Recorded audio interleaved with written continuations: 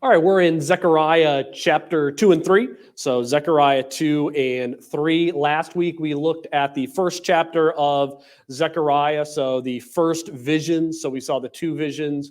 One was the various colored horses hanging out under the myrtle trees, and the second version of the horns and the craftsmen breaking them down. Basically, both pictures of the Lord letting Judah know, that the exiles know who have come back, that God has not forgotten about them, that God still loves them, and that God will judge the evil and the wickedness in this world. And we're going to look at the visions this morning in Zechariah 2 and 3, and it's going to continue the sort of same focus that God has continued to love the exiles who return. In fact, it goes so far of God saying that they're the apple of his eye. And so we're going to look at these wonderful visions about God's love for his people. So let's begin with Zechariah chapter 2, and we're going to look at verses 1 and 2. Then I lifted up my eyes and looked, and behold, there was a man with a measuring line in his hand. So I said, "Where are you going?" And he said to me, "To measure Jerusalem, to see how wide it is and how long it is." Now, this vision is, in my opinion, clearly a callback to what we saw last week in Zechariah 1:16. Zechariah 1:16 says, "Therefore, thus says the Lord, I will return to Jerusalem with compassion. My house will be built in it, declares the Lord of hosts, and a measuring line will be stretched over Jerusalem." So we saw last week that the measuring line was to be a picture of God's blessing the entire city of Jerusalem. God's not just simply going to bless the leaders and the kings and the priests and the merchants, but God's going to spread his blessing from north to south to east to west throughout the entire city of Jerusalem. So I think the point of verses 1 and 2 is we're supposed to hear those verses and be like, oh, we're going to get more of that blessing. God spread his blessing all across Jerusalem. This is wonderful. But then there is a very unexpected twist in verse 3. And so I'm going to read verses 3 through 5. "And behold, the angel of the Lord was speaking with me, who was speaking with me was going out, and another angel was coming to meet him, and said to him, 'Run, speak to that young man, saying, Jerusalem will be inhabited without walls, because of the multitude of men and cattle within it. For I, declares the Lord, will be a wall of fire around her, and I will be the glory in her midst.'" So the twist is that the angel is sent out basically to tell the man, don't measure the city. Don't even bother doing it, because Jerusalem will be a city that is inhabited without walls. Now, when I first read this, my idea was, a picture of God, building Jerusalem with such a spirit of peace that there wouldn't need to be walls in the city at all. But then after reading some commentaries and looking at what would have been the cultural view of this, that's not actually the idea of what a city without walls means. A city without walls doesn't mean that there won't be a walled portion of the city, but what it means is that the city will become so expansive and so populous and so blessed that it will spill outside of the walls. So a city without walls in that time period meant the city's so populous, so massive, and people are so afraid to attack it that people can dwell outside the walls and have no fear that people will go inside of it. So the picture in Zechariah 1 was God's blessing will spread all throughout Jerusalem. And now it's don't even bother measuring it, because the population of Jerusalem will spread outside the walls of the city. So to get an idea of what this looks like today as an illustration, there's Jerusalem's blessings will extend beyond her walls in the notes. You can fill in those lines there if you want to. I think that line will come up after this image, though. But to get a picture of what that looks like today, this what you see on the screen is a map of the modern city of Jerusalem. Now, if you can make it out, the blue border, which is really funky shaped toward the outside, that is the current border of the city of Jerusalem. That was the border of the city that was drawn up in 1993. But if you look at the little tiny white square in the middle, I even zoomed in on it to the side of that, that is the old city of Jerusalem, which is the walled city of Jerusalem. But since Jerusalem has been founded as a city, the borders of Jerusalem have actually been redrawn again and again and again and again from 1947 to 1993. The reason you see different colored lines on the map is that each of those different colored lines are a different time that they said, oh, well, we got to make the borders of Jerusalem a little larger. Oh, we got to make the borders of Jerusalem a little larger. They made it bigger and bigger until they've sort of fixed it where it is at in the funky shape it has today in that it's had since 1993. So Jerusalem has spilled far outside those initial walls. So what we read here is the Lord prophesying through Zechariah saying, I will so bless Jerusalem that she will spread far outside of the walls that I've made. And those people who are outside of the wall, they will be sheltered and secure. And why will they be secured? Because we will have the picture of God as the wall of fire around her. And to me, I hear the wall of fire, and it pictures me back to the pillar of fire that guided the Israelites in the wilderness, how the fire stood between the Israelites and the Egyptians when God was parting the Red Sea. So I don't know if this is specifically saying that there will be a wall of fire around Jerusalem at some point, but I think it's more the idea of the strength of the Messiah will be so strong and so powerful that everyone will be like, yeah, I'm not going to mess with them because I know they'll defeat me. So it'll be the Lord blessing Jerusalem so thoroughly that his blessing will go outside the line of, outside the walls of the city. So God's saying, one day, I'm going to bless this city, and I'm so going to bless it that it will extend far outside the borders that we have today. And so what God is trying to do is speak words of peace and comfort over the Jews of Zechariah's day by pointing to what he will do to Jerusalem in the future. God's saying, because I will give this level of security to Jerusalem one day when the Messiah comes, you can trust that while you're building the temple today, I will give you security. So one of the things that we do typically is we could say to someone, like I could say to my kids, you know that even though you're hearing sounds in the middle of the night, you're safe because you've had every night, your entire life, where I've been sleeping next door to you, and what has happened to you every night your entire life? You've been safe in your bed every night. So I'm right next door, you're safe. You're okay. I actually had this conversation with Elias last night. You're fine. Don't worry about that noise you just heard. I'm right next door and you will be okay.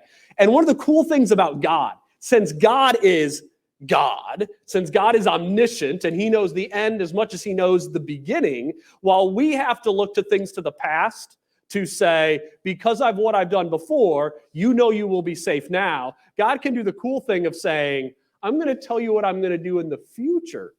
And because of what I'm going to do in the future, you will know that you can be secure today. So I believe that that's what God is doing to the Jews of Zechariah's day. Because we need to remember, there's a very concrete reason why God is giving these prophecies in Zechariah. It's because God wants the Jews of that day to be confident to finish building the temple. That is his whole goal. He's driving them to say, I've made things peaceful. I've cleared the playing field for you. Go out and build the temple. That's what Haggai and Zechariah are both about. So the reason that he brings up what will happen with the Messiah in the future is to say, I'm telling you what I'm going to do when the Messiah comes so that you will know you can trust me today. And I think prophecy should have the same impact for us today. We should be able to know because of what God will do in the future, because we know what will happen at the second coming of Jesus Christ, because we know of the home that we will have with glory when we pass away, we can have confidence in God in this day. So because of what God does in the future with the Messiah, the Jews of Zechariah's day were to have confidence while building the temple. And now let's finish this vision in verses 6 through 13 with a call to the exiles who still have not moved back to the city of Jerusalem.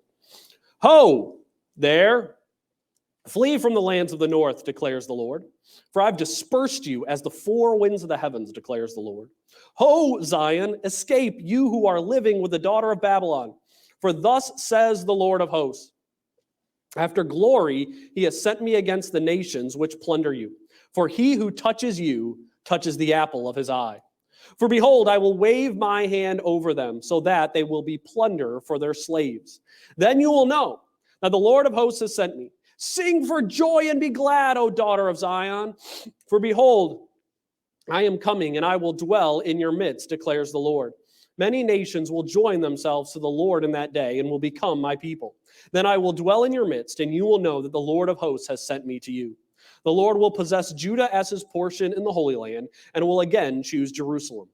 Be silent, all flesh, before the Lord, for he is aroused from his holy habitation. So the Lord is calling here, he is calling upon the Jews who remain in dispersion, so those who are still dispersed, to come back to the promised land, to live once again in Jerusalem and Judah. This is specifically a call to the Jews who are living in the lands that were at one time the Assyrian Empire, to the Jews who are living in Babylon, to the Jews who are living in Persia. God is calling them to come back home. We need to remember at this point, with the exiles coming back to Jerusalem, the majority of exiles who went away 70 years earlier have not come back. Or I guess this is 86 years earlier because we have that 16-year gap. But they still have not come back home. They're still staying in the lands where they have settled. We need to remember, what is the book of Esther all about? The book of Esther is all about Jews who are staying in the land of Persia. And so God is calling on those Jews who went to the four corners of the earth, who dispersed and went all over the world. He's calling them to come back home. And he's saying, even though you're not in Zion, even though you're not in Judah, I still love you. And because I love you, I want you to come back to where your home is. I want you to come back and live in this land that I have promised to give to you. And God even says here, I'm promising that if you come back home, what will happen while you're coming back home? I will so bless you that you will receive from your neighbors around you as if you have plundered them. He talks about the slaves getting the plunder of those who have owned them. So it'll almost be like, I imagine it could be a situation like when the Jews were leaving Egypt. They were to ask them for gold and jewels, and what did the Egyptians say? Here, take our gold and jewels. It would have been the same thing with the Persians. They could have said, here, can you give me something to go back home? And they would have had it and gone back home with them. And not only that, but if the Jews would have come back home, God said so many people will see this that other nations, other people will come back home with you. Then the key question is, did this ever happen? Did the Jews respond to this call? By and large, they did not. They chose to continue to live where they lived. They remained in Persia. They remained in Babylon. They did not come back to the land that God has promised to give to them. In that time between Zechariah and the coming of Christ, what we'll end up seeing by the Jewish people is not more of them coming to the promised land, but we will actually see them being more and more scattered throughout the Roman Empire. They will scatter even more, and they will not come home and follow the promise. But here's kind of the cool thing about this is God is saying, giving this promise to the exiles and saying, if you come home, I'll bless you. If you come home, I'll prosper you. If you come home, the nations will see the works that I'm doing in your midst. And we have this small little hint of God fulfilling this prophecy in the book of Nehemiah. Because what do we see in Nehemiah? And I want to put this in timeline context. Zechariah is prophesying in the year 520. Nehemiah takes place in the year 445. So we're almost 100 years after this. We got a big gap between there. And Nehemiah is, hearing about how desolate things are in Jerusalem. He's like, I got to go home. And what happens when Nehemiah goes home? He tells the king of Persia, and does he say, no, Nehemiah, I won't let you go home and I'll oppose it. Not only does he say, I'll let you go home, but he says, I'm going to give you everything you need to build the walls of Jerusalem, fulfilling exactly what we see in Zechariah chapter 2. If they go home, what will God do? He'll bless them. So we see this small fulfillment of it, but sadly, overall, we don't see this fulfilled. We see it neglected. We see it rejected. The Jews do not go home and obey. So I believe what we're seeing here is a prophecy that could have been fulfilled, but it wasn't due to disobedience. Because God isn't, and it's a prophecy, but it's a prophecy as in if you obey, I will do type of prophecy. So it's not guaranteed. But it doesn't happen because they don't do their obedience part. But I believe we will finally see it fulfilled in the millennial kingdom. When we have that day when all of the Jews around the world, those who have believed, The Jews of the 144,000, when they all come back to the promised land, God will bless them in the midst of that. The Messiah, the Lord, will dwell in their midst. He will be that fiery hedge of protection around them. That is when it will be fulfilled. The sad part is I think it could have been fulfilled twice. I think we could have seen it in Zechariah's day and seen it in the millennial kingdom, but they refused to obey, and so they missed the blessing. And we're going to finally see that blessing in the coming of the Messiah. But sadly, the Jews of Zechariah's day missed it, because when the Lord was saying, I want you to come home because I love you, by and large, they said, well, you may love us, Lord, but we're pretty comfortable where we're at in Persia, so we're going to stay right here. And so sadly, this was not fulfilled in Zechariah's day, but we will see it fulfilled when the Messiah comes. And now let's go on to our next vision in Zechariah chapter 3. And I'm kind of trying to make the breaks a little harsh between each visions with not having smooth transitions in what I'm saying, because we need to remember we don't know the time period between these visions. There's probably a good chance Zechariah 2 took place with that vision, and then there was, a month, 2 months, 3 years even, who knows, until the next vision shows up. So while in our Bible they're one than the other, we're not really sure how big the gap is in real life. So this is a totally different vision in Zechariah chapter 3, at least from my perspective. Then he showed me Joshua the high priest standing before the angel of the Lord, and Satan standing at his right hand to accuse him. The Lord said to Satan, "The Lord rebuke you, Satan. Indeed, the Lord who has chosen Jerusalem rebuke you. Is this not a brand plucked from the fire?" Now Joshua was clothed with filthy garments and standing before the angel. He spoke and said to those who were standing with him, saying, "Remove the filthy garments from him." And again he said to him, "See, I have taken away from you and will clothe you with festal robes." Then I said, "Let them put a clean turban on his head." So they put a clean turban on his head and clothed him. Oh, excuse me. Whenever we turn this heat on for the first time, it always gets my allergies going. Let them put a clean turban on his head. So they put a clean turban on his head and clothed him with garments while the angel of the Lord was standing by. And the angel of the Lord admonished Joshua, saying, "Thus says the Lord of hosts, if you will walk in my ways, and if you will perform my service, then you will also govern my house and also have charge of my courts, and I will grant you free access among those who are standing here. Now listen, Joshua the high priest, you and your friends who are sitting in front of you. Indeed, they are men who are a symbol.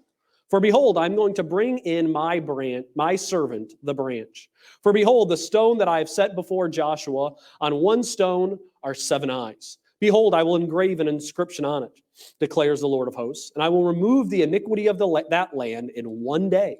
In that day, declares the Lord of hosts, and every one of you will invite his neighbor to sit under his vine and under his fig tree." So as a pastor who stumbles into sin, and as a pastor who very often feels inadequate on a regular basis, Zechariah 3 is one of my favorite chapters in all of the Bible. I mean, it's just a beautiful vision. We see Zechariah surrounded by the Lord and the angelic hosts, and we see about his friends later on in the vision. I think this is one vision where it's clear the angel of the Lord is Christ himself, who is the advocate for Joshua. So Joshua is standing before the angel of the Lord, and Satan is speaking all manner of accusations against him. And I know this is something easy to put personal, but let's root this in its purpose in the historical context. What's going on right now in Zechariah is the temple is in the midst of construction. So they are building the temple, probably getting closer and closer to finishing it. And what's coming up on the horizon then, if you're almost done building the temple? And that is, you're going to bring in all the rituals with it, all the sacrifices, the Day of Atonement, all of that stuff is going to begin to happen. And who's going to be leading all of those sacrifices? The high priest, who is Joshua of this vision. The problem, though, is the priesthood has fallen on some very, very hard times. If you remember all of the words spoken against the priesthood about the final prophets who were in the end days of Judah, Ezekiel, Jeremiah, and others, did they have good things to say about the priesthood during the last days of the kingdom of Judah. No, it was all negative. In fact, Ezekiel says it's so bad that they had set up idols to various gods around the nation inside the temple itself. It spoke terrible about it. And there's probably a good chance, since Joshua was of the priestly family, that he grew up in Persia, because he would have been one of the leaders who would have been picked specifically to go to exile. So we have Joshua, who would have grown up in Persia, coming back to Jerusalem as this sort of weird mixture of Jew growing up Persian. And I think it would be natural for most people to be like, that guy's going to lead in the temple sacrifices? I don't know if I want this Joshua kid to do this. The last time we heard about the priests of Levite, they weren't doing so well. These were not the people who would lead us in worship to the Lord. This guy wasn't even born in Jerusalem. What is he doing here? So if there was ever somebody that Satan, who is the accuser, could have lots of things to say about that guy, that he should not be leading the people in worship, Satan has all the ammo he needs. And so he's leveling it against Joshua. And kind of what this vision is doing is it's bringing to light what probably the majority of people in Jerusalem would have been thinking about in their heads and whispering about around corners, which is, we're going to get this temple built, but we don't want Joshua to be leading us in these sacrifices. And so then we have the angel of the Lord himself stand up and say, remove the filthy garments from him. See, I have taken your iniquity away from you and will clothe you with festal robes. And I love how the next part is Zechariah chiming in. Zechariah saying, let's put a clean turban on his head. And so they put the turban on his head. They clothe him in the priestly garments. And so we have dirty, inadequate Joshua, who is made clean and worthy, not because of anything he does. He's just standing there. He is made clean and worthy by the word of the Lord. He is made clean and worthy by an act of grace. He is made right in the eyes of God and in the eyes of the people. And so I believe this is meant to be a second confirmation regarding the building of the temple. The first confirmation that God was with them in the building of the temple came in the book of Haggai, when the Lord gave those simple words in the midst of the building of the temple. It was just so sweet and short, the Lord saying, the Lord is with you. That's it. That was the first confirmation. He's with them in the building. The second confirmation that God is with them in their works is, I am cleaning up the priesthood. I'm cleaning him by an act of grace, by an act of mercy. I am purifying them to be able to lead us in worship. And kind of a similar thing happened with Aaron. I mean, there was nothing particularly holy or wonderful about Aaron. If you read through the entire narrative of Aaron's life, dude had some rough moments, to say the least. But God, by grace, allowed Aaron to have that place of leadership, and God does the same to Joshua. So that's the purpose of this, to tell God that he is with them, not only in the building of the temple, but in the sacrifices that were offered following. Now, thankfully, we can have a wonderful application to us today, and that is every day we give Satan all kinds of accusations to accuse us. We need to remember, Satan means accuser. Like in the Hebrew, it just says the accuser is standing there, and we make it the title Satan in our English Bibles. We give Satan lots of reasons to accuse us. We doubt, we sin, we ignore people that we should be helping. I mean, every day we do things that lead accusations against us. But we're not right before God because we're really good at pleading our cases before God. We're not made right with God because we've done other good things to offset those bad things that we're accused of. But we're right with God because of an act of grace. We're right with God because we have the advocate, Jesus Christ, who's still sitting at the Father's right hand. And so while this was an important work for the Jews in their time period in the building of the temple, God letting them know that he's with them, this applies for every person who rests in the grace of Jesus Christ. And that is, when accusations come up against us by the devil, the worst thing that we can do is try to fight against those accusations with our own reasoning. And instead, we should turn to our advocate and say, Lord, I have these doubts. I have this shame. I have this fear. I have these sins. I need Jesus to come and speak over me, and I need to claim him. And so that's how we should apply this to our own lives as well. One of the cool things about this is that after Zechariah is cleaned, he's given his new turban, given his new garments, he's set up to be able to lead in the sacrifices once the temple is completed. Then this vision springboards into a prophecy of the coming Messiah. So we also read this. Now listen, Joshua, the high priest, you and your friends who are sitting in front of you, which is probably the priesthood. Indeed, they are men who are a symbol. For behold, I'm going to bring in my servant, the branch. So who is the branch that they are a symbol of? The branch is found in Jeremiah 23:5. Behold, the days are coming, says the Lord, that I will raise to David a branch of righteousness. A king shall reign and prosper and execute judgment and righteousness on the earth. So the branch is a messianic title. The branch is the Messiah. And what I love is that he's called my servant the branch in Zechariah, because what is servant also a title for? Servant is also a title for the Messiah, as we see the suffering servant in Isaiah chapter 53. So we have two different titles of the Messiah smushed together, saying, Zechariah, you are a symbol of the Messiah who will come. And so the priesthood is a picture pointing toward that when the Messiah comes, the Messiah will not just be the king, but the Messiah will be the priest king. So this is a prophecy telling us that the Messiah who comes, who we know ends up being Jesus, who was virgin born as the Son of God, that he came not just to be our king, but he also came to be our priest. Now, the most difficult part of this vision is in verse 9.